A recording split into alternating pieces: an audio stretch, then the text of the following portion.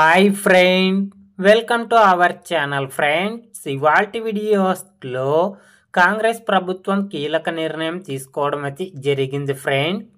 ఆ అప్డేట్ ఏంటో మనం ఇప్పుడు ఈ వీడియోలనైతే తెలుసుకుందాము.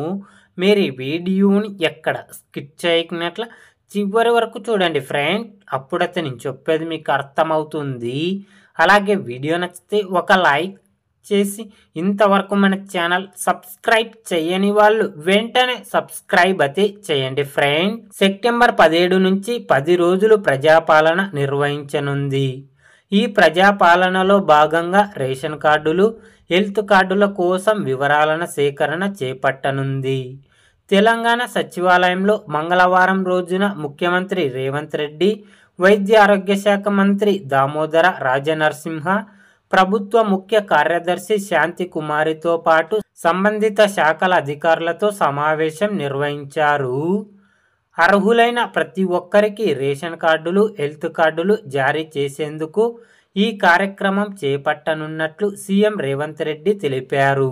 ఇకపై రేషన్ కార్డులు, హెల్త్ కార్డులకు లింక్ ఉండదని, వాటిని వేరువేరుగా జారీ చేయాలని తెలిపారు.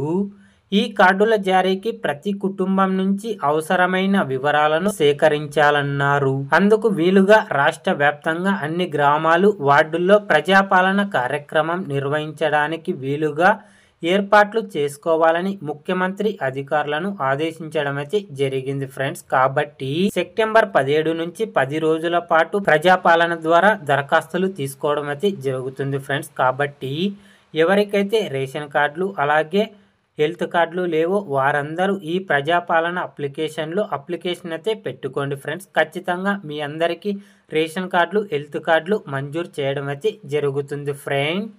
తెలంగాణ ప్రజల గురించి ఏ చిన్న అప్డేట్ వచ్చినా వెంటనే తెలుసుకోవాలి అంటే వెంటనే మన ఛానల్ని సబ్స్క్రైబ్ అయితే చేయండి friends. Thank you for watching my video.